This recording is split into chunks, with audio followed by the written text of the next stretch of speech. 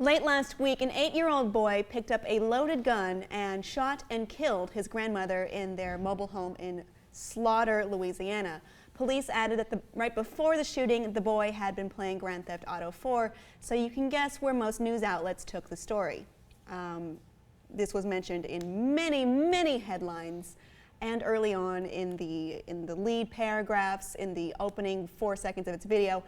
But I feel like they're missing the bigger part of the story, which was why did this 8-year-old find a loaded gun just lying around the trailer and shoot his grandmother? Why was that gun out there? Why was the horrendous parenting not looked at?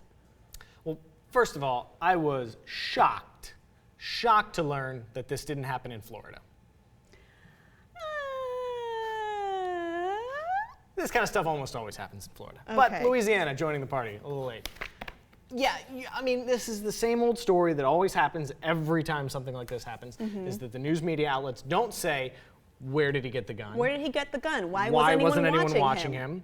Or even, why was an 8-year-old playing Grand Theft Auto? That's a perfectly valid question. Yes. But to say he was playing Grand Theft Auto and then he killed somebody, we have to connect these. Well, it's just like, we've talked about this many times before, that there have been many studies that they could not conclude that violent video games caused violent behavior. But on top of that, shouldn't an 8-year-old be playing a game that's clearly meant for an adult?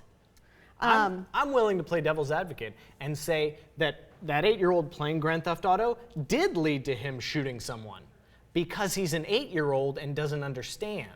That game is made for a mature audience, and clearly the perfect storm of him being too young to understand the implications of a mature rated game and having a loaded gun lying around and being completely unsupervised led him to shooting someone. I'm not going to go that far, but I will agree that 8-year-olds have not developed that kind of judgment yet to use a gun. Even if you believe that guns don't kill people, people kill people.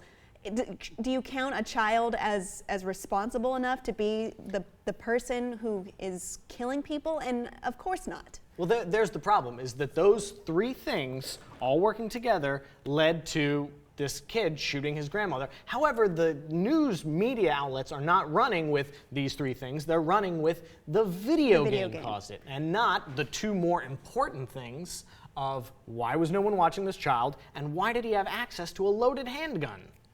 Well, here's what CNN went with. Here's a quote. Although a motive for the shooting is unknown at this time, investigators have learned that the juvenile suspect was playing a video game on the PlayStation 3 Grand Theft Auto 4, a realistic game that has been associated with encouraging violence and awards points to players for killing people just minutes before the homicide occurred. I feel like that was not fact-checked at all, because you do not get points for killing people in Grand Theft Auto. If anything, you are discouraged from random killings. If you shoot someone, you will be shot back in return or arrested in the game. I feel like no one bothered to fact-check this. It was more like, well, the game did it. The game encourages it. This is how it is. And no one even tried. No one even made an attempt. No one made an attempt, but that shouldn't surprise you in the least. I mean, the people that are reporting this have just the vaguest knowledge of what this video game is, let alone most video games. And always when the police say, there was a video game, this happened, that everybody just stands up and say, oh, well, mystery solved, that's it, we're all going home, video games is to blame. Come back. It's like, there's no more investigation, there's no blaming, there's no finger pointing. It's just, oh, video games are to blame. Well, there you go.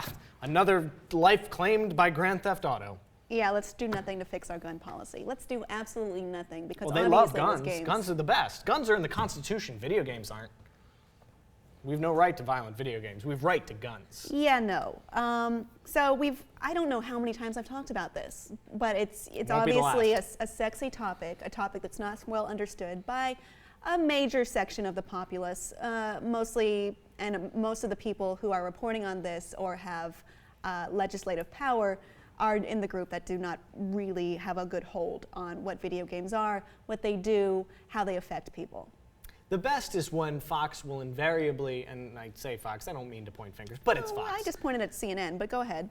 Will have some kind of video game expert to come on and defend this point that we're making right now, and they will invariably trash talk him and not let him get a word in edgewise, or find just the most bumbling idiot that can't make the point. Have you watched Fox News? They do that to literally Everyone, subject. yeah, they yeah, have I the know. dumbest, weakest liberal possible, or whatever point is opposing whatever their main prerogative they're pushing.